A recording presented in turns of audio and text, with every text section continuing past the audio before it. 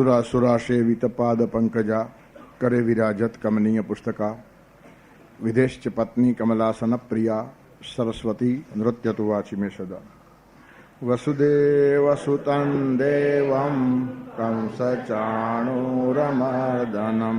देवकी परमानन्दं कृष्णं वन्दे जगद्गुरुं भूमिरापो नलो वायुः भूमिरापो नलो वायुः भूमिरापो नलो वायुः भूमिरापो नलो वायुः खं मनो बुद्धिरेव च खं मनो बुद्धिरेव च खं मनो बुद्धिरेव च खं मनो बुद्धिरेव च अहंकार इति यं मे अहंकार इति यं मे अहंकार इति यं मे अहंकार इति यं मे भिन्ना प्रकृतिरष्टधा भिन्ना प्रकृतिरष्टधा भिन्ना प्रकृतिरष्टधा भिन्ना प्रकृतिरष्टधा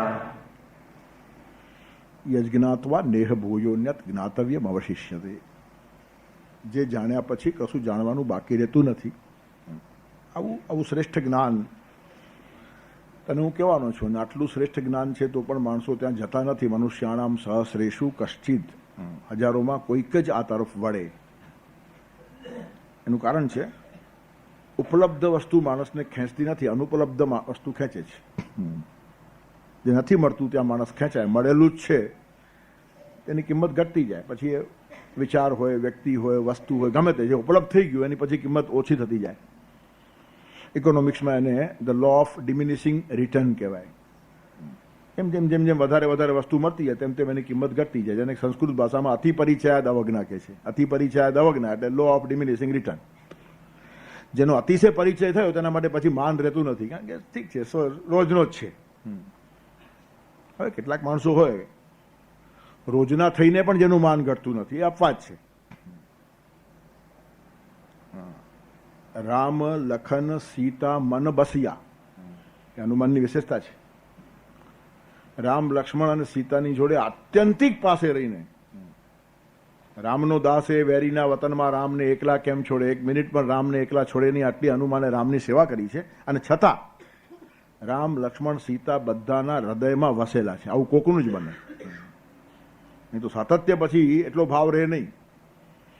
તેથી હનુમાન ચાલીસામાં જે વર્ણન છે હનુમાનજીનું તેમાં બહુ મહત્વની વાત છે. અતિ પરિચયાદ અવજ્ઞા એ સિદ્ધાંતને હનુમાનજી અતિક્રમી ગયા છે. આત્યંતિક સાનિધ્ય રામ લક્ષ્મણ સીતાનું હોવા છતાં એમના હૃદયમાં સ્થાન છે. પણ આવું બહુ રેર બને, અપવાદ છે. આવા અપવાદો મનુષ્યાણામ સહસ્રેષુમાં જ હોય. તેથી ભગવાન અતિશય ઉપલબ્ધ છે અને તેથી ભગવાનની કોઈને કિંમત જ નથી. ભગવાન પાસેથી આપણને બધું જ જોઈએ છે, ભગવાનને છોડીને. પ્રત્યેક માણસ મંદિરમાં જાય છે, ભગવાન માટેનો ડિમાન્ડ કોઈનો નથી. તેથી બીજી બધી વસ્તુ આપણને અનુપલબ્ધ લાગે છે અને ભગવાન આટલો બધો ઉપલબ્ધ છે, આપણા શ્વાસ કરતાં વધારે ઉપલબ્ધ છે. બહુ નજીકનો, બહુ પાસેનો, ઓતપ્રોત થઈ ગયેલો માણસ દેખાય પણ નહીં, એની જરૂરત પણ લાગે નહીં. તેથી ઘણી વખત નજીકના માણસની આપણે અવગણના કરી નાખી. અને એટલે જ હિન્દી ભાષામાં એક કહેવત આવી, ઘર કી મુર્ગી દાલ બરાબર. તુલસી કભી ન જાइए अपने बाप के गाम, તુલસી કભી ન જાइए अपने बाप के गाम. ત્યાં શું હાલત થાય? દાસ ગયો, તુલસી ગયો, और રહ્યો તુલસીઓ નામ. બાપના ગામમાં આખા દુનિયામાં સંત તુલસીદાસ કહેવાય, પણ પોતાના ગામમાં જાતો આ તો આપણો તુલસીઓ, એટલે એની કિંમત રહે નહીં, પણ અપવાદ થાય. તેથી મનુષ્યાણામ સહસ્રેષુ કશ્ચિદ યતતિ સિદ્ધયે. બહુ ઓછા માણસો ઉપલબ્ધ માણસની કિંમત સમજી શકે. ત્યારે ભગવાન અતિશય ઉપલબ્ધ છે, તેથી એની કિંમત સમજનારા જ પહેલા હજારોમાં ઓછા હોય, હજારોમાં એકાદ હોય. હવે ભગવાન ઉપલબ્ધ છે એની કિંમત સમજવી હોય તો જે ઉપલબ્ધ છે બધાની કિંમત સમજવાનું શરૂ કરો. તમને જે માણસો મળ્યા છે, જે વસ્તુઓ મળી છે, જે વિચારો મળ્યા છે, જે વિત્ત મળ્યું છે એની કિંમત સમજો.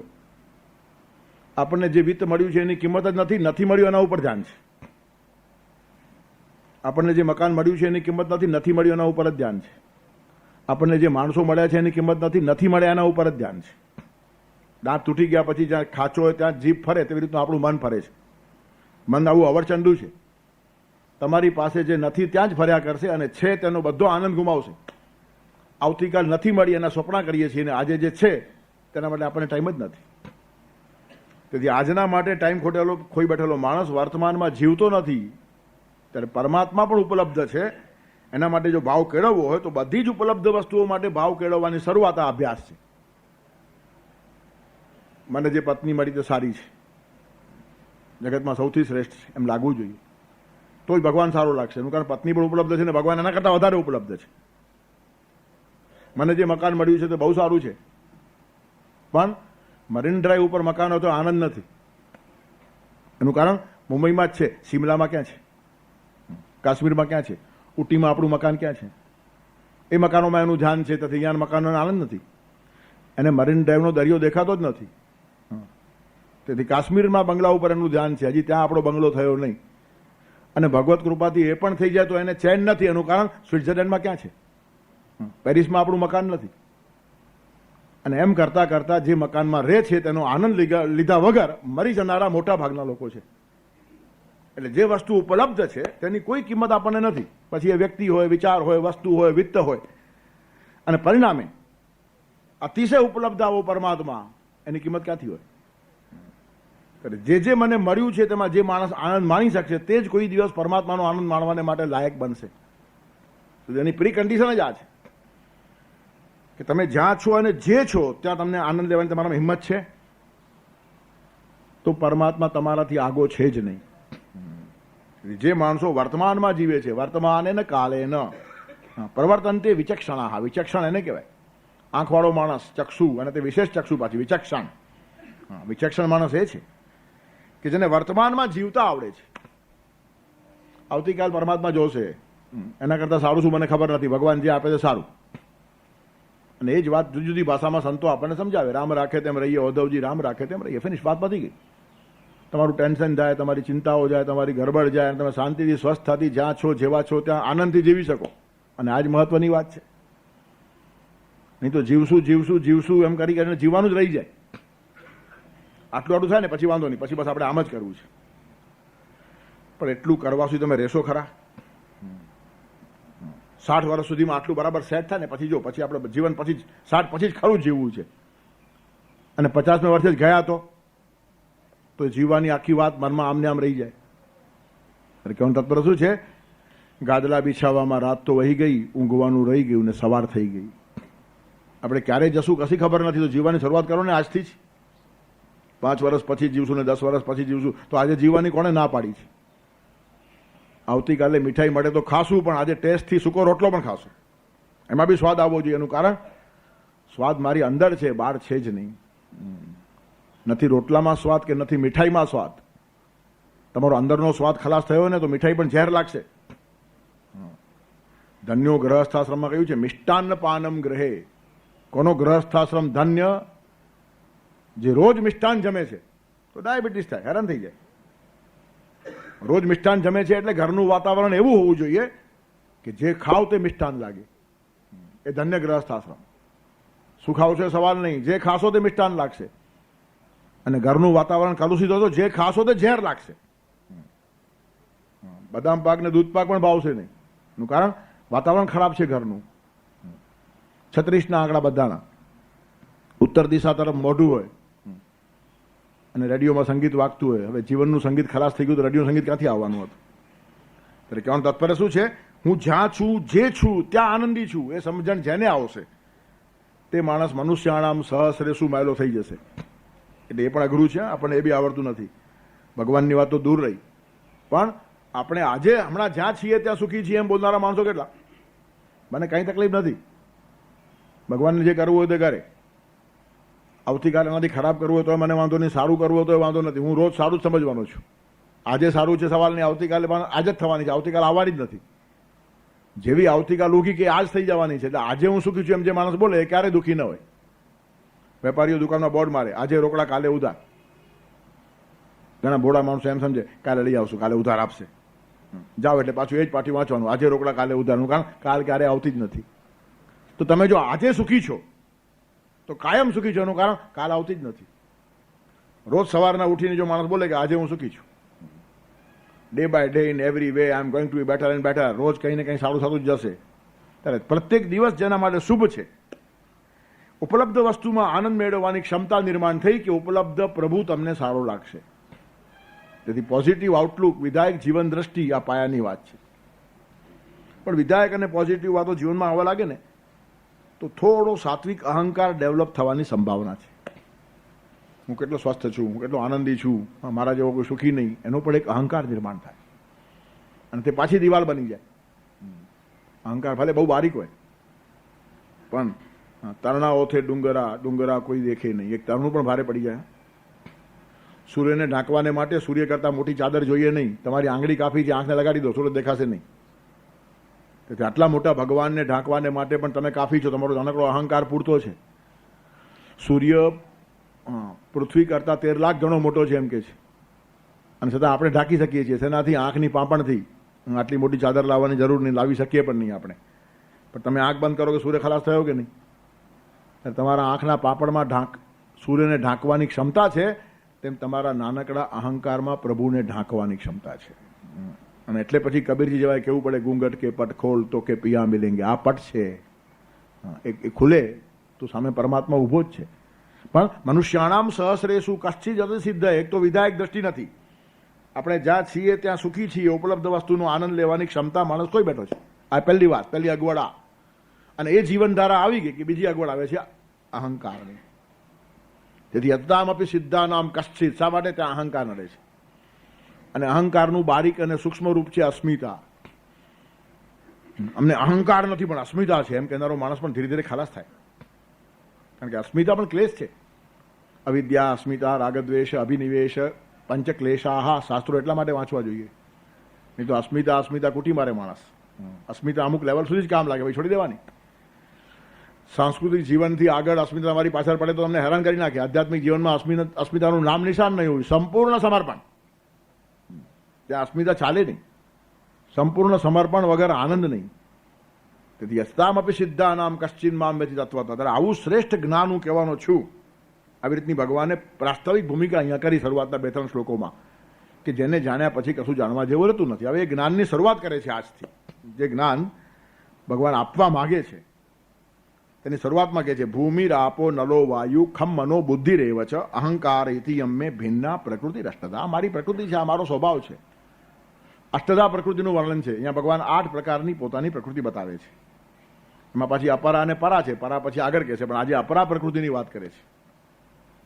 એમાં 8 વસ્તુ આવે: ભૂમિ, આપહ, અનલ, વાયુ, ખમ, મન, બુદ્ધિ અને અહંકાર. 8 વસ્તુઓ થઈ. પંચમહાભૂત છે. ભૂમિ, આપ, અનલ, વાયુ અને ખમ. પૃથ્વી, આપ, તેજ, વાયુ અને આકાશ એ પંચમહાભૂત. પ્રત્યેકને ખબર છે. એ બહારની પ્રકૃતિ થઈ. અને મન, બુદ્ધિ અને અહંકાર એ અંદરની પ્રકૃતિ થઈ. ત્યારે 5 બહારની ને 3 અંદરની બધી મળીને અષ્ટધા પ્રકૃતિ મારી છે. ભૂમિ, રાપો, નલો, વાયુ, ખમ, મનો, બુદ્ધિ રેવ. ખમ એટલે આકાશ, એટલે ભૂમિ એટલે પૃથ્વી, આપ એટલે પાણી, ભૂમિ રાપો, નલો અનલ એટલે અગ્નિ, ભૂમિ આપહ અનલહ વાયુ અને ખમ એટલે આકાશ. એ પંચમહાભૂત. મન, બુદ્ધિ અને અહંકાર ઇતિ ઇયમ મેં અષ્ટધા ભિન્ના પ્રકૃતિ. આ 8 પ્રકારની મારી ભિન્ન પ્રકૃતિ છે. ભાગ પાડીને બતાવ્યું. પંચમહાભૂતો 12 છે અને મન, બુદ્ધિ ને અહંકાર અંદર છે. સૌથી પહેલી વાત તો એ છે કે આ બધી મારી પ્રકૃતિ છે, એટલે આપણો એના ઉપર અધિકાર નથી. એ પહેલી વાત નક્કી કરો. ઇતિયમ મેં, ભગવાન કહે છે આ મારી છે, એટલે ભૂમિ ઉપર આપણો અધિકાર હોઈ શકતો નથી. હિન્દુસ્તાન, પાકિસ્તાન આપણે કર્યા છે, ભગવાને લાઈન દોરીને આપી નથી. ભગવાને જ્યારે પૃથ્વી બનાવી ત્યારે અમેરિકા અને ઓસ્ટ્રેલિયા અને આ ફલાણું આવું બધું થયું નથી. બધું આપણું સર્જન છે આ બધું. તેથી પૃથ્વી ઉપર કોઈ માણસ દાવો કરી શકે નહીં. ભૂમિ મારી મારી મારી એમ કહેનાર ઉપર ભૂમિ હસે છે. એનું કારણ આમ કહેનારા કેટલાય ચાલ્યા ગયા. ભૂમિ ઉપર કબજો કરનારા કેટલાય માણસો ચાલ્યા ગયા. ભૂમિ હજી એમને એમ છે. ત્યારે આ જમીન મારી, આ જમીન મારી એમ બોલનાર ઉપર જમીન પોતે હસ્યા કરે છે કે દીકરા થોડા દિવસમાં તું જવાનું, હું તો અહીંયા જ છું. પછી બીજો માણસ આવીને કહે છે કે આ જમીન મારી. પછી ત્રીજો માણસ આવે. કેટલાય કહી ગયા. હજારો લાખો કરોડો વર્ષથી આ પૃથ્વી ઊભી છે, પણ કેટલી ઝંઝટ અને કેટલા ઝઘડાઓ માણસ કરે છે જમીનને માટે. ત્યારે ભગવાન પહેલું જ કહે છે કે આ મારી છે ભૂમિ. આપહ પાણી મારું છે. પાણી માટે પણ ઝઘડો ચાલે ને લોકો પાણી આપતા નથી. પાણી પાવામાંથી પણ માણસ ગયો. પાણી પરમાત્માનું છે ને બધાને પીવા મળવું જોઈએ. કોઈએ પાણી રોકવાનો પ્રયત્ન ક્યાંય નહીં કરવો જોઈએ. તેથી પાણી એ ભગવાનનું છે, આકાશમાંથી વરસે છે ને પરમાત્મા આપે છે, પરમાત્માનું સ્વરૂપ છે. પૃથ્વી એ પણ પરમાત્માનું સ્વરૂપ છે. ભૂમિ આપહ અનલહ અગ્નિ એ પણ પરમાત્માનું સ્વરૂપ છે. અગ્નિદેવ કહીએ છીએ અને ભગવાનને જે જે આપવાનું હોય તે અગ્નિમાં હોમીએ છીએ એટલે પરમાત્માને પહોંચશે એવી આપણી ધારણા છે વર્ષોથી. ભૂમિ આપ અનલહ વાયુ દેવ છે. એ પણ પવન ન હોય તો શું થાય છે આપણને ખબર છે. કેટલો માણસ અકળાઈ જાય અને પાછું છુપો રહીને કામ કરે છે. વાયુ દેખાય જ નહીં. આ પરમાત્માના બધા જ ગુણો છે. તેથી વાયુ પણ મારો અને ખમ એટલે આકાશ એ બધું મારું છે. ત્યારે પંચ મહાભૂતો મારા છે એમ પહેલી વાત ભગવાન કહે છે. તો ઠીક છે, આપણે સમજી લઈએ ભગવાનના છે, પણ તમને આપેલા મન બુદ્ધિ પણ તમારા નથી એમ ભગવાન કહે છે. એ બહુ મોટો દાવો છે ભગવાનનો આજના શ્લોકમાં. મનો બુદ્ધિ અને અહંકાર એ બધા જ મારા છે. તેથી મારું મન મને ઠીક લાગશે તેમ કરીશ એમ બોલવાનો કોઈને અધિકાર નથી. તસ્માત શાસ્ત્રમ પ્રમાણમ તે કાર્ય વ્યવસ્થિત જ્ઞાત્વા શાસ્ત્ર વિધાનોક્તમ કર્મ કરતુમિ હારહસી. તેથી આઠે આઠ મારી પ્રકૃતિ. ઇતિયમ મેં એટલે મારી. છઠ્ઠી ભક્તિ છે મમ કે મેં. મેં એટલે મારી. અષ્ટધા પ્રકૃતિ આ મારી 8 પ્રકારની પ્રકૃતિ છે. હવે થોડો એક પ્રશ્ન અહીંયા આવે કે 5 ની અંદર વિભક્ત કરી બહારની પ્રકૃતિને. પૃથ્વી આપ તેજ વાયુ અને આકાશ એ 5માં વહેંચી કાઢી. પણ આજનું વિજ્ઞાન એમ કહે છે કે 108 તત્વો છે અને પછી બહુ ઊંડા જઈને લખે છે કે 108 નથી, એક જ છે. એનું કારણ એ એકના જ પાછા બધા પ્રકાર છે. અને એક એટલે શું? તો વિદ્યુત. વિદ્યુતનો બધો આવિષ્કાર છે, એમાંથી પછી બધું નિર્માણ થતું આવે. આવી રીતની વાત આજનું સાયન્સ કે છે. તો ગીતાકાર શું એના કરતા પાછળ હતા? એને ખબર નહીં હતી. ભૂમિ રાપો નલો વાયુ ખમ એમ 5 વાતો જયારે ગીતાકાર કે છે ત્યારે ગીતાકારને આ વાત ખબર છે. પણ આજનો સાયન્ટિસ્ટ ગણિતની ભાષામાં વાત કરે છે, ગીતાકાર લોક ભાષામાં વાત કરે છે. ગીતાકારને બી એક જ તત્વ કહેવાનું છે. આ 5 ની અંદર અગ્નિ મહત્વનું છે, જેને આ લોકો વિદ્યુત કહે છે, ગીતા એને અગ્નિ કહે છે. અને પૃથ્વી છે ને એ અગ્નિનું ઘન રૂપ છે, સોલિડ રૂપ છે. પાણી છે ને એ અગ્નિનું પ્રવાહી રૂપ છે અને વાયુ છે ને એ અગ્નિનું બાષ્પ રૂપ છે. એટલે પાયામાં એક અગ્નિ જ છે. દરેક વસ્તુના 3 રૂપ હોય, ઘન, પ્રવાહી અને વાયુ રૂપ. ત્યારે ઘન રૂપ એટલે પૃથ્વી, પ્રવાહી રૂપ એટલે જલ અને ગેસનું રૂપ એટલે વાયુ. તેથી અગ્નિના આ 3 રૂપો છે એમ ભગવાનને બી ખબર હતી. પણ ખાલી અગ્નિ કાં તો ખાલી વિદ્યુત કયા કરો તો કોમન મેનના મગજમાં આ વાતો ઉતરે નહીં, સાયન્ટિસ્ટના મગજમાં ઉતરે, લેબોરેટરીમાં આ વાતો સમજાય. પણ અગ્નિ જ મુખ્ય છે અને બાકીના 3 ભૂતો છે તે એનું સ્વરૂપ છે. ઘન રૂપ છે, પ્રવાહી રૂપ છે અને વાયુ રૂપ છે. અને એ બધાને રહેવા ક્યાંક જગ્યા જોઈએ. જગ્યાનું નામ છે આકાશ. આકાશ એટલે અવકાશ, બીજું કંઈ નહીં. આકાશ એટલે ઉપર બાંધેલો ચંદ્રવો નથી. હું ઉપર જઈને આભને અડી આવીશ એમ એક છોકરો બોલે તો ચાલે, સમજુ માણસ ન બોલે. એનું કારણ આભ કોઈ દી અડાતું જ નથી. તમને અડેલું જ છે, તમે શું અડવાના છો? ઉપર આકાશ છે ને એમ બોલવું એ બાળ મંદિરમાં ચાલે. તમે બેઠા છો ને ત્યાં આકાશ છે. વેદાંતમાં એને કહે છે ઘટાકાશ, ઘડાની અંદરનું આકાશ, પછી મઠની અંદરનું આકાશ અને બીજું મહાકાશ, બહારનું આકાશ. બધું એક જ છે. સમજાવવાને માટે કે થોડીક આત્મશક્તિ તમારામાં પકડાઈ ગઈ, જેમ ઘડામાં થોડો આકાશ પકડાઈ જાય ને. હવે આકાશ આપણે ધ્યાનમાં નથી આવતું, એનું કારણ શૂન્યાવકાશ છે, પકડાય નહીં. પછી આ તમે લોટામાં એક પાણી ભરો, નદીમાંથી થોડુંક પાણી લોટામાં ભરો, પછી એનું મોઢું બાંધી દો અને એ જ લોટાને નદીમાં તરતો મૂકી દો. એ બહારનું પાણી ને અંદરનું પાણી બધું એક જ છે. વચ્ચે આ લોટાની દિવાલ આવી ગઈ. હવે એ મટકો જ્યારે ફૂટી જાય ત્યારે બધું પાણી પાછું એક. તેમ બહારની આત્મશક્તિ ને અંદરની આત્મશક્તિ બધી એક છે. આ તમારો લોટો વચ્ચે આવ્યો, આ શરીર છે ને, એ જ્યારે ફૂટશે ત્યારે બધું પાછું એક. તેથી સંસ્કૃતની અંદર માણસ મરી જાય તેના માટે એક પ્રયોગ છે પંચત્વમ ગતઃ. એ પંચત્વને પામ્યો. એટલે એમાં રહેલો ભૂમિનો અંશ ભૂમિમાં ગયો, પાણીનો અંશ પાણીમાં ગયો, અગ્નિનો અંશ અગ્નિમાં ગયો અને વાયુનો અંશ વાયુમાં ગયો. તેથી આ એક લોટો જે બન્યો તેની અંદર આ બધું ભરાયું છે. એટલે કહેવાનું તાત્પર્ય શું છે કે એને રહેવા માટે અવકાશ જોઈએ. અવકાશને આકાશ કહે છે. અવકાશ એટલે ખાલી જગ્યા જોઈએ છે. અને તે ઉપર છે આકાશ એમ માનો નહીં, તમારી અંદર પણ આકાશ છે. અને આકાશ નથી એવી કોઈ વસ્તુ જ નથી. તસ્મદ્વા એતસ્માદ આત્મન આકાશ સંભૂત આકાશાદ વાયુ વાયે અગ્નિ અભ્ય આપ, ત્યાર પછી પૃથ્વી, એમ બધું નિર્માણ થયું છે. આત્મામાંથી પહેલો આકાશ નિર્માણ થયો. આકાશ અને આત્મા બંને પાસે પાસે છે. આકાશ જેમ બધે જ છે તેમ આત્મા બધે જ છે. પણ આકાશ કરતાંય વિશેષ છે એમ ઉપમા કઈ આપવાની ખબર નહીં પડે, એટલા માટે આકાશ કહી નાખ્યા લોકો. પણ આકાશ અતિશય વ્યાપક છે. આ લાકડામાં પણ આકાશ છે. જો લાકડામાં અવકાશ ન હોય ને આકાશ ન હોય તો એમાં ખીલો અંદર જાય જ નહીં. તમે ખીલો મારો છો ને અંદર જાય છે એનું કારણ અંદર જગ્યા છે. અને આ જ ટેબલમાં તમે 10-12 ખીલા મારી દો ને તો એ 10-12 ખીલાની જે પહોળાઈ હશે ને એ 5 ઇંચ અડધો ઇંચ પણ ટેબલની લંબાઈ વધતી નથી. નહીં તો ખીલો જે જગ્યા રોકે ને એટલું લાકડું લાંબુ થવું જોઈએ, થતું નથી. એનું કારણ એટલી જગ્યા અંદર છે. અંદર જો અવકાશ ન હોય તો ખીલા માર્યા પછી લંબાઈ વધી જાય, પણ તે વધતી નથી.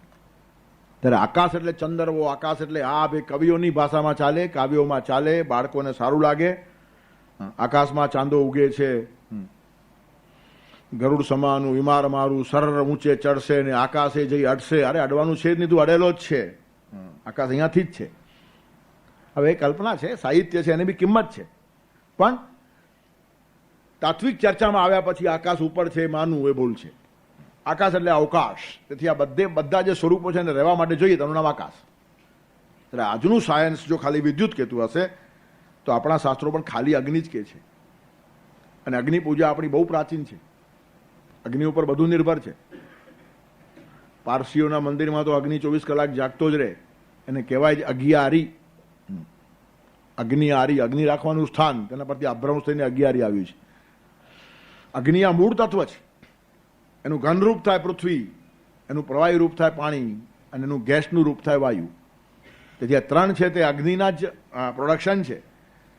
અને એ બધાને રહેવા જગા જોઈએ એનું નામ આકાશ. એટલે એક જ વાત ખરેખર ભગવાન કૃષ્ણે પણ કીધી છે, પણ લોકોના મગજમાં ખાલી અગ્નિ કે તો ઉતરે નહીં. આજે પણ વિદ્યુત ખાલી મગજમાં ઉતરતી નથી. 1000 વાત તમારે કેવી પડે છે.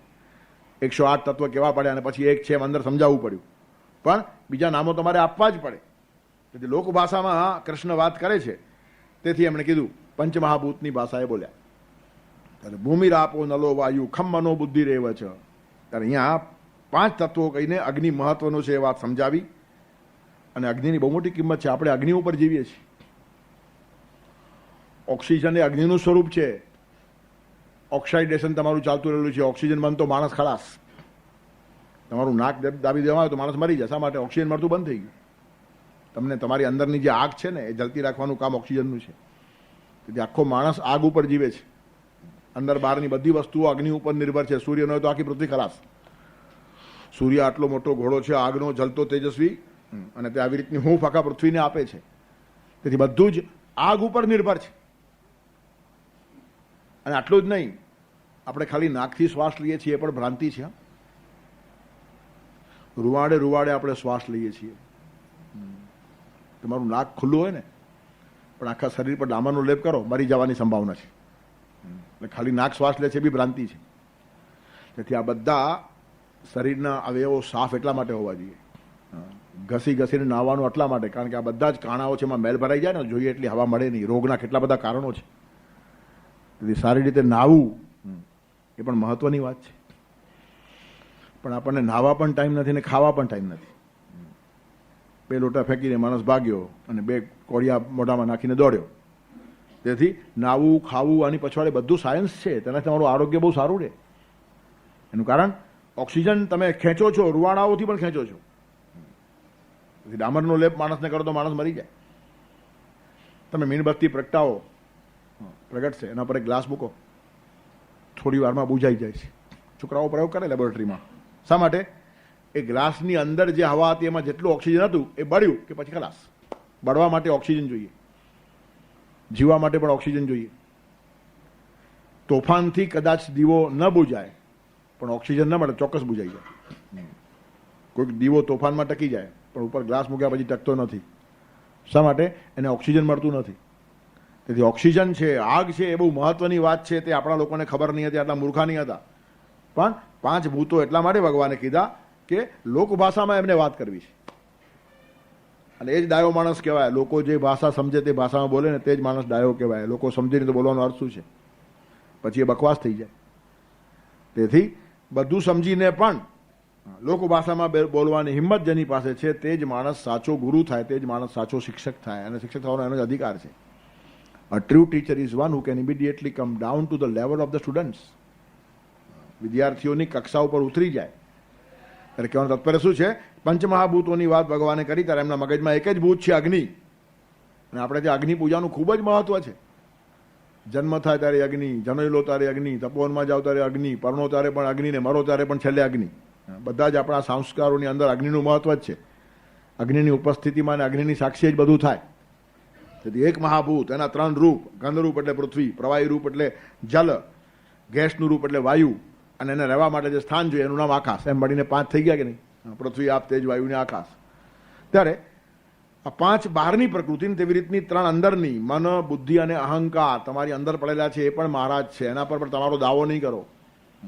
બુદ્ધિ મારી છે એમ કહેવાય નહીં, પરમાત્માએ આપેલી છે. મન પણ આપણને ભગવાને આપેલું છે.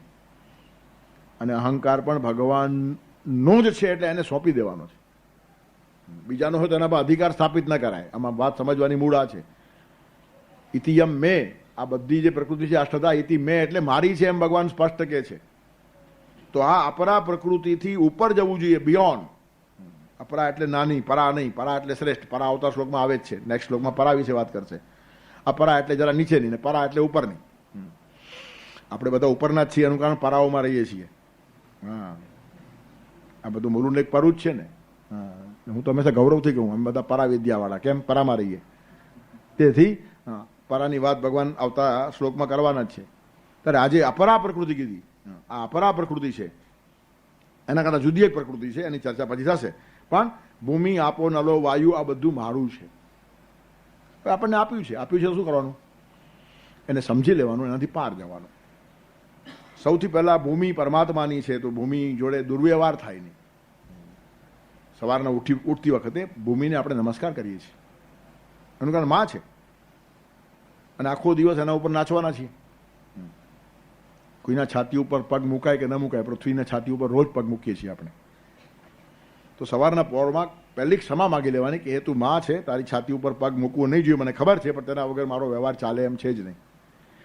તેથી મૂકું છું તો પહેલી માફી માગું છું. સમુદ્ર વસને દેવી પર્વત સ્તનમંડલે વિષ્ણુ પત્ની નમસ્તુભ્યમ પાદસ્પર્શમ ક્ષમસ્વમે. મારું પાદસ્પર્શ થાય છે તે માટે તું મને ક્ષમા કર. એટલે પછી ભૂમિ ઉપર દુર્વ્યવહાર થાય જ નહીં. સવારથી જ પહેલી ભાવના વિષ્ણુ પત્ની. બધી સંપત્તિ વિષ્ણુની પત્ની છે. લક્ષ્મીનારાયણનો અર્થ જ આ. તમારી જે સંપત્તિ હશે તે બધી ભગવાનની છે. લક્ષ્મી પૃથ્વી પણ આવી ગઈ. લક્ષ્મી અને નારાયણ ભેગા ઉભા રહ્યા ને એટલે ભગવાનની પત્ની છે. દુર્વ્યવહાર થાય એની જોડે. તેથી ભૂમિ એ પરમાત્માની પત્ની છે, પછી એનો દુર્વ્યવહાર માણસ કરે જ નહીં. એટલે કેટલી સમસ્યાઓ હલ થઈ જાય જરા સાથે બેસીને વિચારજો. ધરિત્રી એ પરમાત્માની પત્ની છે, એની જોડે દુર્વ્યવહાર થાય નહીં. એટલે જમીનને લગતા કેટલા ઝઘડાઓ ગાયબ થઈ જાય. માં જોડે જેટલો પવિત્ર વ્યવહાર થાય ને એટલો પવિત્ર વ્યવહાર કરવો જોઈએ. અને બીજું એક, પૃથ્વી સુગંધી છે. તત્રસા ગંધવતી પૃથ્વી. પૃથ્વીનો ગુણ કયો? ગંધ. તમે હાથમાં લો ને, જે વસ્તુને ગંધ આવે ને કહી દો એ પૃથ્વી જ છે. આંખ મીચીને કહો, ચર્ચા કરવાનું કારણ નહીં. એનું કારણ પાણી છે, વાયુ છે, અગ્નિ છે કે આકાશ છે, અને ગંધ નથી. ગંધ કેવળ પૃથ્વીની જ વિશેષતા છે. માટીને જો સુગંધ છે. વરસાદ પડે ને ત્યારે માટીની સુગંધ બહુ સારી લાગે. એ સૂંઘવા માટેની ફુરસત પણ હોવી જોઈએ અને આવડત પણ હોવી જોઈએ. બહુ મજા આવે, મગજ તાર બતર થઈ જાય. પહેલો વરસાદ પડે ને ત્યારે માટીની સુગંધ બહુ સારી આવે. અને એ જ માટીની સુગંધ પછી ફૂલમાં આવી છે. ફૂલ પણ પાર્થિવ છે, ફૂલ સૂંઘો છો, એ પૃથ્વી તત્વ છે. તેથી તત્રસા ગંધવતી પૃથ્વી. પૃથ્વી પરમાત્માની વિભૂતિ છે. પૃથ્વી એ મારી માં છે અને સુગંધી છે. તો મારું જીવન પણ આવું સુગંધી થવું જોઈએ. પરમાત્મા પાસે જવાનું હોય ને તો પંચમહાભૂતોથી આગળ વધવાનું છે, તો એમના ગુણો લઈને આગળ જવાનું. તેથી આપણું જીવન છે ને એ સુગંધી હોવું જોઈએ. રાગદ્વેષથી ભરેલું જીવન સુગંધી હોતું નથી. અંજલિ સ્થાની પુષ્પાની વાસયંતી કરદ્વયમ અહો સુમનસામ પ્રીતિ વામ દક્ષિણયો ક્ષમા. અંજલિ સ્થાની પુષ્પાની, અંજલિ એટલે ખોબો. તમે ખોબામાં ફૂલ લો તો વાસયંતી કરદ્વયમ, એ ફૂલ તમારા બંને હાથને સુગંધી કરશે. એને ડાબા જમણો પક્ષપાત નથી. જમણો હાથ સારા કામ કરે છે અને ડાબો હાથ ખરાબ કામ કરે છે, એને સુગંધ નહીં આપવાની, આવું કોઈ દિવસ ફૂલ નક્કી નહીં કરે. ત્યારે અંજલિ થાની પુષ્પાની, તમારા અંજલિમાં ખોબામાં પુષ્પો આવ્યા તો વાસયંતી કરદ્વયમ, તમારા બંને કરને, બંને હાથને સુગંધી કરશે. એના પરથી કહે છે અહો સુમનસામ પ્રીતિ, સારા માણસોની પ્રીતિ પણ વામ દક્ષિણયો સમા, બધા તરફ સમાન હોય છે. સમભાવે બધા ઉપર પ્રેમ કરી શકે ને તેને જ સુમન કહેવાય. સુમન એટલે ફૂલ, અને સુમન એટલે જેનું મન સારું છે તે. બંને વસ્તુઓને એક જ વસ્તુ લાગુ પડે, સુમન.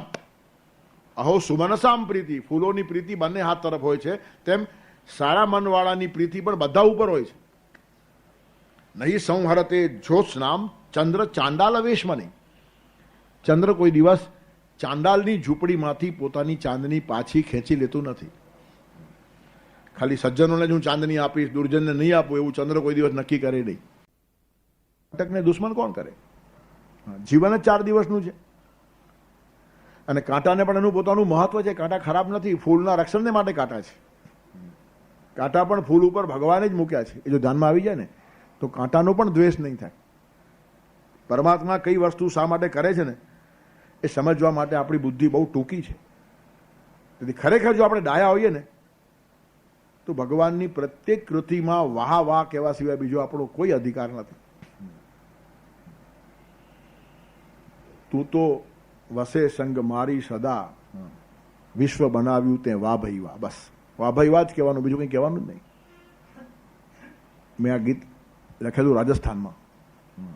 ત્યાં મને એક ભાઈ મળેલા, મારી જોડે જ ફરતા પ્રવાસમાં. કોઈ લોકલ માણસ હોય ને તેમ સાથે ફરે, પણ એને એક ટેવ, કોઈ 5 મિનિટ પણ વાહ ભાઈ વાહ કીધા વગર એની કોરી ન જાય. કોઈ બી ઘટના બને વાહ ભાઈ વાહ, વાહ ભાઈ વાહ, વાહ ભાઈ વાહ, વાહ ભાઈ વાહ. એવું મારા મગજમાં બેસી ગયું કે મારાથી ગીત લખાઈ ગયું વાહ ભાઈ વાનું, કે તું તો વસે સંગ મારી સદા, વિશ્વ બનાવ્યું તે વાહ ભાઈ વાહ.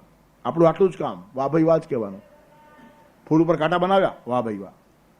કાંટામાં ફૂલ ખીલાવ્યું, વાહ ભાઈ વાહ. ચંદનનું લાકડું આટલું સુગંધી બનાવ્યું, વાહ ભાઈ વાહ. બધામાં વાહ ભાઈ વાહ કહેવા સિવાય કશું નથી. એક એક વાત તમે જોતા હો તો આટલો જ આપણો માત્ર અધિકાર છે. નકામું ડાપણ દોડીને આપણે બધું બગાડીએ છીએ. ઈશ્વરને આપણા કરતાં વધારે અક્કલ છે. આટલી સમજણ તો રાખો ઓછા નામે. એ સમજવા જેટલી અક્કલ આપણામાં હોય ને તો બેડો પાર. મારા કરતાં ભગવાનમાં વધારે અક્કલ છે એટલું જ એની અક્કલ સમજી જાય ને તેનો વિકાસ શરૂ થઈ જાય.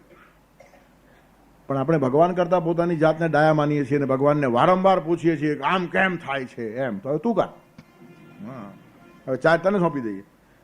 ત્યારે કહેવાનું તત્પર શું છે? 4 માણસોનું કુટુંબ તમારાથી ચાલે નહીં અને 14 બ્રહ્માંડ ચલાવનારો તમે સલાહ આપવા જાઓ છો. 5-25 માણસોને ચલાવવા નાકમાં દમ આવે માણસને, તે ઠેકાણે 14 બ્રહ્માંડોને તર્કબદ્ધ અને કરોડો વર્ષ સુધી ચલાવે છે. ત્યારે ઓછા નામે એ જે કરે છે તે સરસ છે, સમજવાની બુદ્ધિ આવી જવી જોઈએ. ત્યારે ચંદ્ર કોઈ દિવસ ભેદભાવ કરે નહીં, પુષ્પ કોઈ દિવસ ભેદભાવ કરે નહીં, બંને હાથને સુગંધી બનાવે. તેમ તમે પૃથ્વી પાસેથી શીખો. સુગંધ આપવાનું કામ જીવનમાં જે માણસ કરે તે પરમાત્માનું એનું અંતર ઓછું થાય. પરમાત્મા આપણી પાસે જ છે, પણ ઓળખાશે ક્યારે? આ પરા અને અપરા પ્રકૃતિ સમજી લેશું ને તો પરમાત્મા પાસે પહોંચશું. ત્યારે એક તો અહીંયા આ બધી એક ભૂતમાંથી સોલિડ, લિક્વિડ અને એનું ગેસ રૂપ થયું તે બતાવ્યું, અવકાશ છે તે બતાવ્યું, આ બધી પ્રકૃતિ મારી છે એમ પોતાનો દાવો ભગવાને રજૂ કર્યો, અને હવે દરેક પાસે શું શીખવાનું છે તે કહ્યું. એ બધું જ ધ્યાનમાં આવે તો વિકાસ થાય કે નહીં? પૃથ્વી મારી નથી એટલે ઝઘડા ખલાસ થઈ જાય. પૃથ્વી સુગંધી છે તો મારે સુગંધી બનવાનું છે. તત્રસા ગંધવતી પૃથ્વી. આપણા જીવનની અંદર સુગંધ નિર્માણ થવી જોઈએ. પૃથ્વી તરફ નમ્રતાનો ભાવ હોવો જોઈએ. નૈકે નાપી સમમ ગતા વસુમતી મુંજત્વયા યાસ્યતી. કેટલા અનર્થ કૃત્યો માણસ કરે. પોતાના સગા ભાઈને મારીને રાજા મુંજ ગાદી ઉપર આવી ગયો અને ભાઈનો દીકરો ભોજ જીવતો હતો. આ ભવિષ્યમાં નડતર થાય. કેટલાક માણસો બહુ અગમચેતી હોય. મારો ભાઈ તો મરી ગયો પણ દીકરો જીવતો છે, આવતીકાલે પાછો વારસ થાય. અને ઘણા લોકોને એના માટે ભાવ હોય, કારણ કે સારો છે, તો એ મોટો થાય ને નડે તેના પહેલાં જ પતાવી નાખવાનો. તેથી 4-5 વર્ષની ઉંમરનો ભોજ તેની કતલ કરવા મોકલી આપે છે. 4 મારાઓને લઈને જાઓ, જંગલમાં જઈને કાપી નાખો એને. લઈ ગયા લોકો. જંગલમાં ગયા પછી કઈ નાખ્યું એને કે જો ભાઈ હવે બનાવટ નથી કરતા, તને ફરવા નથી લાવ્યા, મારવા જ લાવ્યા છીએ, અમને મારવાનો હુકમ છે, નહીં માર્યું તો અમને મારી નાખશે, એટલે હવે તારે જે છેલ્લું સ્મરણ કરવું હોય ભગવાનનું કરી લે. પેલો બેસી ગયો આંખ મીચીને ભગવાનનું સ્મરણ કરવા માટે. તે વખતે એના ચહેરા ઉપર જે ભાવ જોયા ને તો મારાઓ પણ હલી ગયા કે આવા કુમળા બાળકને મારી નાખવાનું. ત્યારે કે છે કે તને મરતી વખતે મગજમાં શું વિચાર આવ્યો? તારે કંઈ તારા કાકાને સંદેશો કેવો છે? તો કે લખી આપું. લીધું એક ભુર્જપત્રને કાંટો ખોચીને લોહીથી એક શ્લોક લખી આપ્યો. હવે શ્લોક વાંચીને તો મારાઓ એકદમ પીગળી ગયા કે નાજુક છે, નિર્દોષ છે, કોમળ છે ને પાછો આટલો વિદ્વાન છે, એને કેમ મરાય? તો કે તને છોડી દઈએ પણ એક શરત. શું? તો કીધું પાછો આ તરફ આવતો નહીં, જંગલમાં ગમે ત્યાં ભટક બી ચાલ્યો જા, પણ રાજાની નજરે નહીં પડતો તો અમે તને મારી નાખ્યો છે, રાજા પાસે ખોટું બોલશું તને છોડશું, અને તું જો નજરે પડ્યો તો અમે મારા સમજશું. તો નહીં આવું, પૃથ્વી મોટી પડી છે, ગમે ત્યાં જઈશ, તમે છૂટ્યા. પછી એનું કપડું એકાદ લઈ લીધું ને એકાદ હરણાને મારી નાખીને લોહીવાળું કપડું કરીને કંઈ હરણની આંખો બી ખોલીને બતાવી કે જો આ એની આંખો ને એનું લોહીવાળું કપડું મારી આવ્યા અમે. પછી રાજા કહે છે કે મરતી વખતે એના ભાવ કેવા હતા કે બહુ સાત્વિક હતો, આંખ મીચીને બેઠો, ભગવાનનું સ્મરણ કર્યું એમ કે. પછી કંઈ ખાસ કીધું એને કે તો કંઈ કહેતો નહીં હતો, પણ અમે એમ કીધું કે તમારા માટે કંઈ સંદેશો તો આપો, તો આ શ્લોક લખી આપ્યો છે એને. એ શ્લોક વાંચતા રાજા પણ ધ્રુસકે ધ્રુસકે રડવા લાગ્યો. બહુ સરસ શ્લોક લખેલો એ છોકરાએ, 5 વર્ષની ઉંમર. પણ કહે છે કે માંધાતા સમહીપતિ કૃતયુગે લંકાર ભૂતો ગતઃ સેતુર્યેન મહોદદૌ વિરચિતો ક્વાસૌ દશા શાંતક અન્યે ચાપી યુધિષ્ઠિર પ્રભૃતય યાતા દિવમ ભૂપતે નૈકે નાપી સમમ ગતા વસુમતી મુંજત્વયા યાસ્યતિ.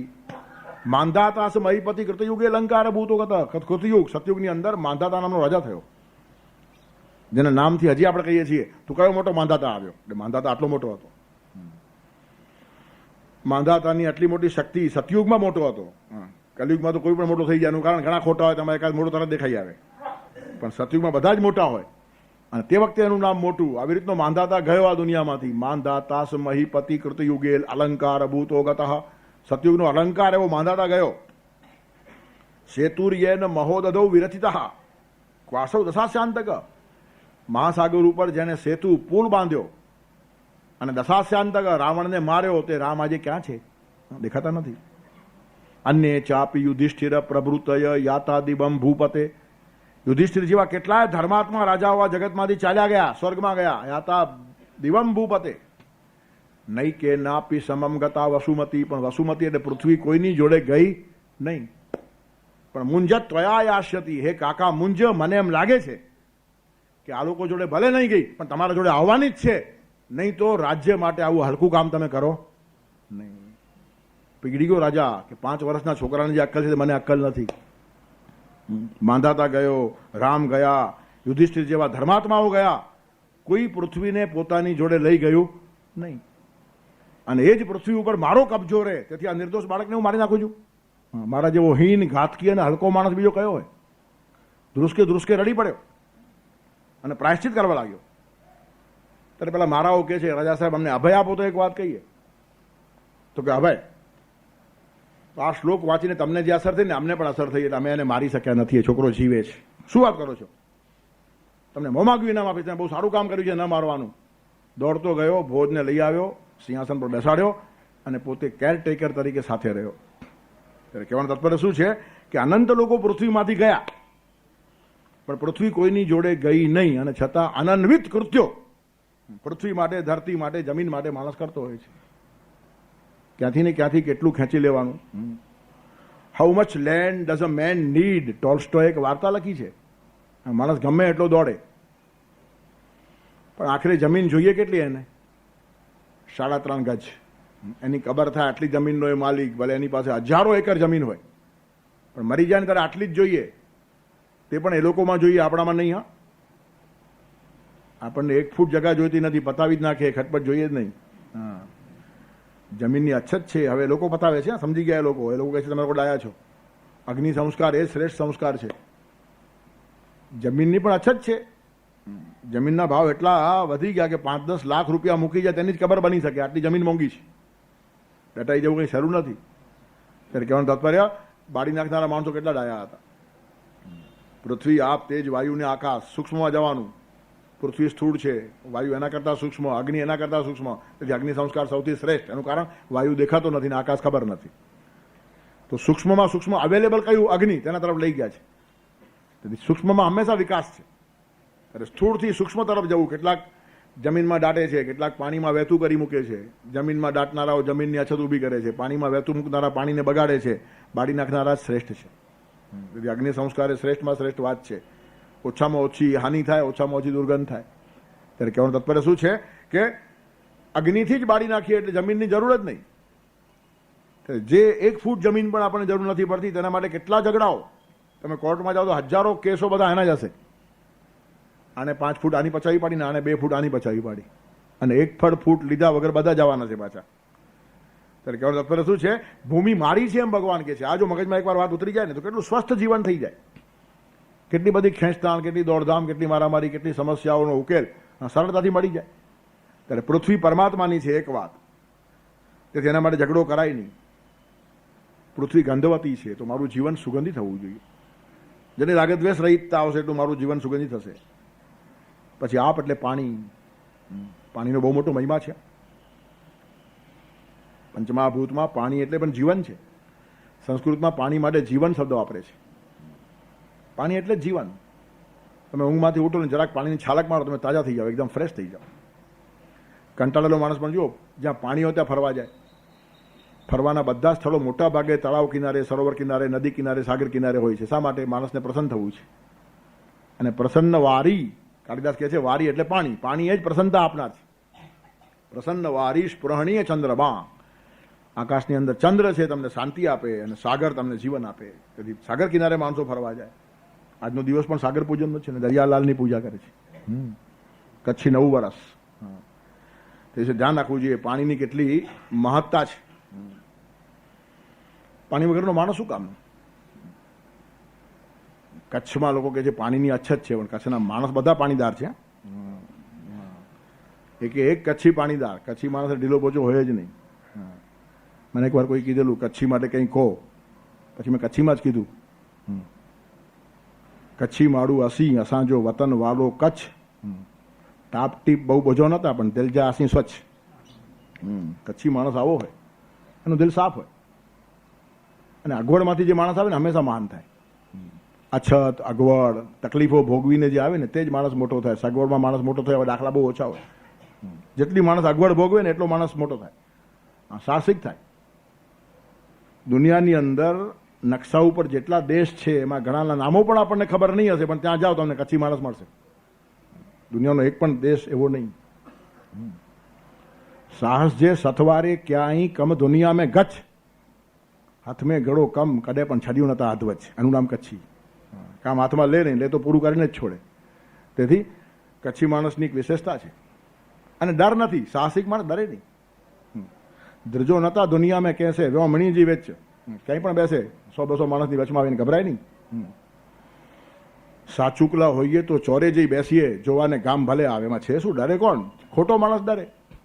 એટલે ધ્રજો નતા દુનિયા મેં કહેશે વ્યો મણીજી વચ્ચ, અને વડે વડે ચમર બાંધીએ કે ચેડ્યું મોતે સચ. ગમે એવો ચબરબંધી માણસ હોય, કચ્છી માણસ સાચી વાત કહેતા અચકાય નહીં. બીજ અષાઢી કર્મ પ્રેરણા. અષાઢી બીજ છે ને, કર્મની પ્રેરણા આપે છે. બીજ અષાઢી કર્મ પ્રેરણા વર્ષે મી ભરચક. વર્ષી બોજો હસી પ્રેમ છે, બોજો ને ભાઈ પેચ પેચ. તેથી મેઘ જેમ વર્ષે. ત્યારે દરિયાલાલની ઉપાસના કરનારો માણસ દરિયા જેવો વિશાળ હોય, નાનકડો ન હોય, ખાબોચીઓ ન હોય, ગંધાય નહીં, સડે નહીં. સડી જાય તે માણસ ખાબોચિયાઓ સડે. યો વೈ ભૂમા તત્ સુખમ નાલ્પે સુખમ અસ્તિ. ઉપનિષદ કહે છે જેટલું વ્યાપક એટલું સારું. નાલ્પે સુખમ, અલ્પમાં સુખ છે જ નહીં. ખાબોચિયામાં દુર્ગંધ આવ્યા વગર રહે જ નહીં. નદી વહેતી હોય કોઈ દિવસ ગંધાય નહીં. નદીનું પાણી હંમેશા પવિત્ર, કાયમ પવિત્ર. ગમે એટલી ગંદકી ભરતી હશે નદીનું પાણી પીવાય. એનું કારણ વહેવાથી પાણી શુદ્ધ થાય. અને ચિત્ત શુદ્ધિ પણ કર્મથી થાય એમ શંકરાચાર્ય કહે છે. ચિત્તસ્ય શુદ્ધ એ કર્મ નતુ વસ્તુ ઉપલબ્ધ એ. વિવેક ચૂડામણીમાં શંકરાચાર્ય કહે છે કર્મ શા માટે કરવાના? ચિત્ત શુદ્ધ કરવાને માટે. જેમ પાણી ગતિ અને વહેવાથી શુદ્ધ થાય તેમ જીવન પણ કર્મયોગથી શુદ્ધ થાય. સતત માણસ ક્રિયાશીલ હોવો જોઈએ. પાણી સતત વહેતું છે, પાણી સતત શીતળ છે, પાણી આહલાદક છે, પાણી જીવનદાયક છે, એ બધા ગુણો જીવનમાં આવે ને તો પરમાત્માની અપરા પ્રકૃતિને આપણે સમજ્યા છીએ એમ કહેવાય. તેથી પાણી પરમાત્માનું છે, એના માટે મારામારી નહીં. અને પાણી પાસેથી વહેવાનું ગુણ લેવાનો, જીવન આપવાનો ગુણ લેવાનો. કોઈનું જીવન લેવાને માટે હું નથી, જીવન આપવાને માટે. કેટલા લોકોને આપણે જીવન આપ્યું, સરવાળો એ માનવો જોઈએ. 50, 60, 70 વર્ષ જે જીવ્યા હશું આપણે, એમાં કેટલા લોકોને આપણે જીવન આપ્યું. જીવન હારી ગયેલા માણસોને જીવન આપવાનું કામ કરે માણસ મોટો છે. ત્યારે આવી રીતનું જીવનદાયી માણસ થવો જોઈએ એમ ભગવાન બીજી પ્રકૃતિ માગે છે. ભૂમિ, રાપો, અનલ, અગ્નિ, તેજ. જો ઉર્ધ્વગામી છે, હંમેશા ઉપર જાય. માણસ પણ હંમેશા વિકાસશીલ હોવો જોઈએ. અગ્નિ ઉષ્મા આપે, અગ્નિ હૂંફ આપે, અગ્નિ તેજ ટકાવે, અગ્નિ કોઈ લાચાર ન થાય. કામ બધાના કરી આપે, ગુલામ કોઈનો નહીં. તમારા ઘરમાં આવીને રસોઈ રાંધી આપે, અગ્નિ આટલો નમ્ર છે, તમારા ચૂલામાં ગોઠવાઈ જાય, તમારી ચા બનાવી આપે, પીઓ, કંઈ વાંધો નહીં. પણ અગ્નિને ખિસ્સામાં રાખવાની ભૂલ નહીં કરતા કોઈ દિવસ, તો બાળી નાખ્યા. માણસ પણ આવો હોવો જોઈએ. સમાજના, રાષ્ટ્રના બધા જ કામો કરે પણ કોઈના ખિસ્સામાં જાય નહીં, અને ખિસ્સામાં જાય તેનાથી કામ થાય નહીં. એકવાર શિક્ષકોને મેં કીધેલું કે શિક્ષક અગ્નિ જેવો હોવો જોઈએ. આપણા બધા જ ગુરુઓ છે ને અગ્નિની ઉપાસના કરતા હતા. હું શિક્ષક છું, ઉપયોગી છું, અગ્નિસમ અન્ન પકાવું છું, પણ ગજવામાં મૂકવા ઈચ્છનારને દાહક થઈને દજાડું છું. જે રાષ્ટ્રનો શિક્ષક વેચાય તે રાષ્ટ્રમાં ભલીવાર ન હોય. આ એક માણસ તો ન વેચાય તેવો હોવો જોઈએ. એનું કારણ નવી પેઢીનો ઘડવૈયો છે. વેચાવું માણસો એવા જ માણસો નિર્માણ કરશે જે વેચાશે. ગુરુ જ જ્યારે વેચાતો હોય તો શિષ્ય ન વેચાય તેવા પેદા થાય કેવી રીતના? તેથી શિક્ષક જે રાષ્ટ્રનો વેચાવું તે રાષ્ટ્ર ખલાસ થયા વગર છૂટકો જ નહીં. અને એટલે જ શિક્ષકનું ગૌરવ છે. ગુરુ બ્રહ્મા, ગુરુ વિષ્ણુ, ગુરુદેવો મહેશ્વર. અને મહત્તા આટલા માટે છે કે માણસ વેચાતો નથી. વેચાય એટલે એનું ગુરુત્વ ગયું, પછી એ લઘુ થયો, પછી એની કોણ પૂજા કરે? તેથી ગુરુ પૂજાનો મહિમા છે, લઘુ પૂજાનો મહિમા નથી. ત્યારે ગુરુએ પોતાની ગરિમા, પોતાનું ગૌરવ જાળવવું જોઈએ. અને એટલા માટે અગ્નિની ઉપાસના ચાલતી હતી. તેજા પુંજ હોય. શમ પ્રધાનેશુ તપોધનેશુ ગૂઢમ દાહાત્મકમ અસ્તિ તેજઃ. કાળિદાસ લખે છે કે આ ઋષિઓ બધા બેઠા તપોવનમાં, શાંત તો એકદમ, શમ પ્રધાન. પણ શાંત એટલે કાયર નહીં. હા, શાંત એટલે ડરપોક નહીં. ગૂઢમ હિ દાહાત્મકમ અસ્તિ તેજ. ગૂઢ એમની અંદર દાહાત્મક તેજ છે. શાંત છે એટલે કોઈ પણ માણસ ટોપી ઉડાવે આવું ચાલે નહીં. ભણતા પણ આવડવું જોઈએ અને છતાં પોતાની વિશેષતા જાળવતા આવડવી જોઈએ. શિક્ષકથી વિદ્યાર્થીઓ ગભરાય તે શિક્ષક સારો ન કહેવાય. સોટી વાગે ચમચમ ને વિદ્યા આવે રમઝમ, એ કંઈ સારો આદર્શ નથી. જેનાથી માણસ ગભરાય તેના પાસે જ્ઞાન લઈ શકતો નથી. ડરમાંથી જ્ઞાન નિર્માણ ન થાય. વિદ્યાનું વાતાવરણ અભય હોવું જોઈએ, નિર્ભય હોવું જોઈએ. અભય એ મા શારદાનું વરદાન છે. તેથી શિક્ષક પોતે ડરે નહીં અને વિદ્યાર્થીઓને ડરાવે નહીં. એક કાળે વિદ્યાર્થીઓ શિક્ષકથી ડરતા હતા, આજે શિક્ષકો વિદ્યાર્થીઓથી ડરે છે. પણ વાતાવરણમાં અભય નથી. સરસ્વતીના મંદિરમાં અભય જોઈએ. ન શિક્ષક ડરે કે ન વિદ્યાર્થી ડરે, બધા પ્રેમથી ભેગા થાય. આનું નામ શિક્ષણ સંસ્થા કહેવાય. ત્યારે કહેવાનું તાત્પર્ય શું છે? વિદ્યાર્થી ગભરાઈને ભાગી જાય એટલો શિક્ષક ભયંકર ન હોવો જોઈએ. અને જ્યારે ઠીક લાગે ત્યારે માસ્તરની ટોપી ઉડાવે ને આટલો લાચાર માસ્તર પણ ન હોવો જોઈએ. ત્યારે છોકરો ડરીને ભાગે પણ નહીં અને મસ્તી કરે પણ નહીં. આ વ્યવસ્થા છે, આ તાર ઉપરની કસરત છે, આવું જીવતા આવડવું જોઈએ. માણસ ભળી જાય છતાં એનું ગૌરવ જોઈએ. ઘણી ઓફિસોમાં જો ઘણા સાહેબ આમ અલગ રહે, સ્ટાફ જોડે ભળવાનું એનું કારણ પછી આપણી છાપ ન પડે. ઠીક છે, એક સગવડ તરીકે સારું છે, પણ ભળી જઈને પણ છાપ પડવી જોઈએ. આ કેરેક્ટર છે. હા, છાપ ચારિત્રની હોય છે. તમે ગમે એટલા માણસ જોડે ભળી જાઓ પણ એને ખબર હોવી જોઈએ કે આ વસ્તુ આને નહીં ગમે. આ એક મર્યાદા છે. બાપ અને દીકરો મિત્ર છે. પ્રાપ્તે તું 16 વર્ષે પુત્ર મિત્ર બધા આચરે. પણ છોકરાને ખબર હોય કે બાપુજીનો મહિમા શું છે ને કઈ વસ્તુ એને ગમે છે કે નથી ગમતી, તેથી અસ્તવ્યસ્ત વર્તે નહીં. ત્યારે મિત્ર થવાનું એટલે કંઈ પીઠ થાપડવા લાગે છોકરો બાપની, એવું થોડું કરવાનું છે. ત્યારે ટોપી ઉડાવે આટલા હલકા ન થાવ અને ગભરાઈ જાય એટલા ભયંકર ન થાવ. એટલે સામેનો માણસ ડરે એ પણ ખોટું, અને ગમે તેવી મસ્તી કરે તેવા આપણે હલકા થઈ જઈએ તો એ પણ ખોટું છે. તેથી અગ્નિ પાસેથી ઘણું શીખવા જેવું છે. અગ્નિ આટલો બધો નમ્ર છે ને આટલો ઉપયોગી છે. તમારા ઘરની અંદર ચૂલામાં આવીને ગોઠવાઈ જાય, તમારા દાળ ભાત શાક રોટલી બધું કરી આપે, ચા પણ બનાવી આપે, બધું જ કરી આપશે, પણ ખિસ્સામાં જાય નહીં. તેમ સમાજમાં કામ કરનારા માણસો આ પ્રકારના હોવા જોઈએ. ઉપયોગી છે, સેવક છે, પણ વેચાવું નથી, હલકા નથી. અને તો તમે પરમાત્માની પાસે જશો. મનુષ્યાણામ સહસ્રેસુમાં નંબર લગાડવો છે ને, તો આ બધી ધારણા હોવી જોઈએ.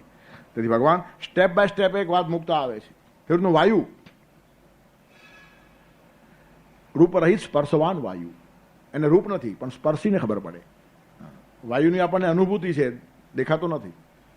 બહુ પવનની કેવી સરસ લહેર આવી, મજા આવી ગઈ, તમે જોઈ નહીં. વાયુનું આપણે જાહેર સન્માન કરી શકતા નથી. વાયુને એના કામ માટે આપણે એવોર્ડ આપી શકતા નથી. એનું કારણ દેખાતો જ નથી. તેથી એને ભગવાન કીધું. કામ કર્યા પછી છુપાઈ જાય, એનું નામ ભગવાન. ત્યારે વાયુ કામ કરે છે, અને એ જ વાયુપુત્ર હનુમાન છે. પ્રગટ થયા વગર કામ કર્યું છે હનુમાને. રામાયણ જો ઊંડાણથી વાંચીએ તો જ હનુમાનની મહત્તા ધ્યાનમાં આવે. રામના સગડા કામ કર્યા પણ બેસણા બારણે રાખ્યા. કામ કરીને એ માણસ બારણે બેસી જાય અને આપણે કામ કર્યા વગર સ્ટેજ પર બેસી જઈએ. હા, તેથી વાયુપુત્ર એ વાયુ જેવો હતો માટે વાયુપુત્ર છે. છુપાઈ જતા એને આવડે છે. કામ કરતી વખતે હાજર, અને સત્કાર સમારંભ ને સન્માન સમારંભ ને એવોર્ડો અપાતા હોય ને ત્યારે એ બારણે બેઠો હોય, ત્યાં કોઈ સ્ટેજ ઉપર જાય જ નહીં. તેથી આ મહત્તા છે. વાયુ પાસેથી આ શીખવા જેવું છે. કામ કરીને પણ અપ્રગટ રહેવાની કલા એ પરમાત્માનો સ્વભાવ છે, એ ભગવાનની પ્રકૃતિ છે. તો એ જ પ્રકૃતિ જો આપણી થાય તો આપણે ભગવાન એક થઈ જઈએ. ત્યારે કહેવાનું તત્પર શું છે? ભૂમિ રાપો નળો વાયુ ખમ આકાશ. આકાશ એટલે અવકાશ. બહાર પણ આકાશ છે ને અંદર પણ આકાશ છે. અંદર હૃદયાકાશ છે, પણ આટલું સાફ જોઈએ. બહારનું આકાશ જેમ સાફ હોય ને તો મજા આવે. બહુ વાદળિયું વાતાવરણ તો ગ્લુમી હોય, કામ કરવાની મજા ના આવે. આકાશ ખુલ્લું હોય તો તમને કામ કરવાની મજા આવે. હવે આપણા ભારત ઉપર તો ભગવાનની કૃપા છે એટલે ખુલ્લું આકાશ ખૂબ મળે છે, પણ પરદેશમાં તો આવું આકાશ ખુલ્લું તો લોકો જોવા નીકળે ખાસ.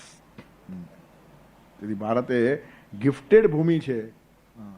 વ્યવસ્થિત ઋતુઓ બધી અહીંયા છે. ચોમાસું, શિયાળો, ઉનાળો, ત્યાં કશું નહીં, ગમે ત્યારે વરસાદ પડે, ભરોસો જ નહીં. વાઇન, વેધર અને વુમન ત્રણનો ભરોસો નહીં એમ કહેતા એ લોકો. ત્યારે કહેવાનું તાત્પર્ય શું છે કે ભારતને કેટલી બધી ગિફ્ટ મળી છે. નહીં તો ખુલ્લું આકાશ જોવું ને એ પણ ભાગ્ય કહેવાય. ત્યારે આકાશ સાફ જોઈએ, તો રીતે અંદરનો હૃદયાકાશ પણ સાફ જોઈએ. ખ એટલે આકાશ. હવે આગળ શું લગાડો? શું એટલે સારું, પુત્ર અને સુપુત્ર. તેમ ખ એટલે આકાશ, અને આકાશ સારું હોય તો સુખ.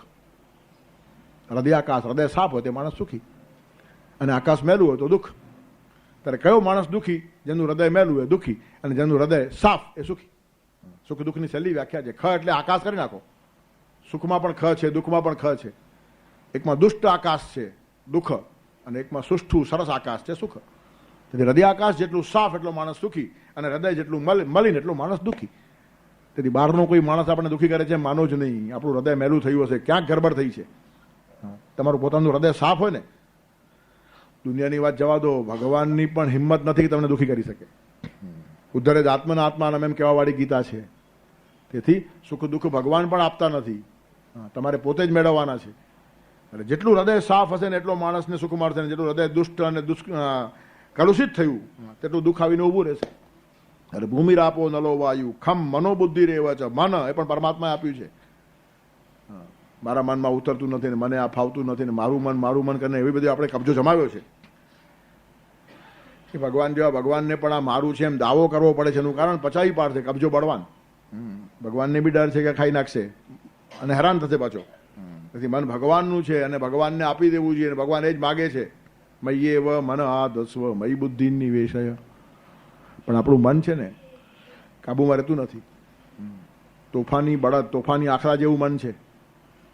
એક ભક્તિ કીધેલું ભગવાનને, ભગવાન તમે ગોકુળમાં ગાયો ચારી એવું સાંભળ્યું છે, પણ આખલા ચાર્યા એવું સાંભળ્યું નથી. તો મારું મન છે ને આખલા જેવું છે, એને ચારો તો ખરા. મન ઉપર નિયંત્રણ પરમાત્માનું, પણ તે ભગવાન સક્ષમ છે જો એને આપી દઈએ તો. મય્યે વ મન આદસ્વ મયી બુદ્ધિ નિવેશય. ભગવાન મન માગે છે, અને મન જેનું પરમાત્માના ચરણે જાય ને તેનું જ મન કંટ્રોલમાં રહે, બાકી શક્ય જ નથી. બહુ તોફાની છે, ગમે એટલું બાંધો છટકી જાય. મન કોઈના હાથમાં રહે જ નહીં. ચંચલ વાતોની અંદર મન સૌથી પ્રધાન છે. મનો મધુકરો મેઘો માનની મદનો મરુત મા મદો મરકટો મત્સ્ય બકારા 10 ચંચલા. તેથી મન અતિશય ચંચલ છે. અને મન એવા મનુષ્યાનામ કારણમ બંધ મોક્ષયો. અરે મન ઉપર ભગવાન દાવો કરે છે. મન એટલે કોન્શિયસનેસ, આપણામાં રહેલી સચેતના. મનન કરે તે મન, અને મનનમાં તર્ક આવે, વ્યવસ્થા આવે કે એને બુદ્ધિ કહેવાય. બુદ્ધિ જરા પરિનિષ્ઠિત રૂપ છે. મન અને બુદ્ધિમાં બહુ ફરક નથી. સંકલ્પ વિકલ્પ કરે ત્યારે એને મન કહેવાય, અને મક્કમ થઈને નિર્ણય લે ત્યારે એને બુદ્ધિ કહેવાય. તત્વ એનું એ જ છે. નિશ્ચયાત્મિકા બુદ્ધિ, સંકલ્પ વિકલ્પાત્મકમ મન. હા, કરું કે ન કરું, કરું કે ન કરું એમ તમારી સામે બધું મૂકી દે એનું નામ મન, અને આજ કર એમ કે એનું નામ બુદ્ધિ. તેથી મન જ્યારે નિર્ણયાત્મક થઈ જાય ત્યારે એ જ બુદ્ધિ બની જાય, અલગ અલગ તત્વો નથી. ત્યારે ખમ મનો અને બુદ્ધિ, ત્યાર પછી અહંકાર, અને એ મોટા મોટી બાધા અહીંયા છે. મન બુદ્ધિ સુધી પણ ઘણા માણસો જાય છે, પણ અહંકારમાં ઘણા માર ખાઈ છે. એનું કારણ અતિશય સૂક્ષ્મ છે. સ્થૂળમાં સ્થૂળ છે પૃથ્વી, ભૂમિ, અને સૂક્ષ્મમાં સૂક્ષ્મ છે અહંકાર. તેથી પૃથ્વીથી લઈને તમારા અહંકાર સુધીની બધી પ્રકૃતિ મારી છે એમ ભગવાન કહે છે. સ્થૂળમાં સ્થૂળથી શરૂઆત કરી ભૂમિથી, અને સૂક્ષ્મમાં સૂક્ષ્મ અહંકાર સુધી લઈ આવે. અને અહંકાર ભગવાનનો છે સમજવું અતિશય અઘરું છે, કારણ કે એ આપણો આધાર સ્તંભ લાગે છે આપણને. એના પર આપણે ઊભા છીએ, અને ગમે તે બારણે પ્રવેશી જાય, ગમે તે બારણે. તમે ત્યાગ કરો, ત્યાગનો બી અહંકાર આવે. મેં ત્યાગ કર્યો, તમારા પ્રત્યેક ક્રિયા પછવાડે આવીને ઊભો રહી જાય, એનું નામ અહંકાર. મેં ત્યાગ કર્યો, તમારો હું ત્યાં આવી ગયો. તમે કોઈને પગે લાગો છો ને એમાં અહંકાર છે. જો મેં ચરણ સ્પર્શ કર્યા, ચરણ સ્પર્શ કરવા માટે બી હિંમત જોઈએ, બધા ન કરી શકે, મેં કર્યા કે નહીં, એમાં બી અહંકાર. નમવાનો બી અહંકાર હોય, નમ્રતાનો બી અહંકાર હોય. તેથી અસ્મિતાની એક બારીક ધારા છે. અહીંયા અહંકાર એટલે સ્થૂળ, તમે પૈસાનો કે જ્ઞાનનો કે એવો અહંકાર ના હોય, વસ્તુઓનો નહીં, અંદરનો સૂક્ષ્મ અહંકાર છે. તમારા ગુણોનો અહંકાર બાધક છે. તેથી અહંકાર ઇતિયમ મેં ભિન્ના પ્રકૃતિ રાષ્ટ્ર, આ મારી અપરા પ્રકૃતિ છે. તેનો અભ્યાસ કરવો પડે, કે મારી છે એમ સમજી લેવું પડે, એના સારા સદગુણો લઈ લેવા પડે, અને તો તમે એ તરફ આગળ વધો. એટલે જ્ઞાનની પ્રાથમિક શરૂઆત ભગવાન કરે છે. જે શ્રેષ્ઠ જ્ઞાન આપવાના છે ને તેની ભૂમિકા કેવી નાનકડી કરી. આસ્તે આસ્તે પ્રાઇમરી સ્કૂલથી આપણને પીએચડી સુધી ભગવાન પહોંચાડવાના છે આ અધ્યાયમાં. ત્યારે બહુ જ સ્થૂળ વાતોથી શરૂઆત કરીને ભગવાન આગળ વધે છે. હવે અપરા પ્રકૃતિ કીધી, ત્યાર પછી પરા પ્રકૃતિ કઈ તેનું વર્ણન કરે છે. એનું પાલન કરી રાખશું આવતા રવિવારને માટે. અપરેયમિતસ્ત્વન્યામ પ્રકૃતિમ વિદ્ધિ મે પરામ જીવભૂતામ મહાબાહો યેદમ ધાર્યતે જગત વસુદેવસુતં દેવં કંસચાણૂરમર્દનમ દેવકી પરમાનંદમ કૃષ્ણં વંદે જગદ્ગુરું. ગુરોર્બ્રહ્મા ગુરોર્વિષ્ણુ ગુરોર્દેવો મહેશ્વરઃ ગુરો સાક્ષાત પરબ્રહ્મ તસ્મૈ શ્રી ગુરવે નમઃ.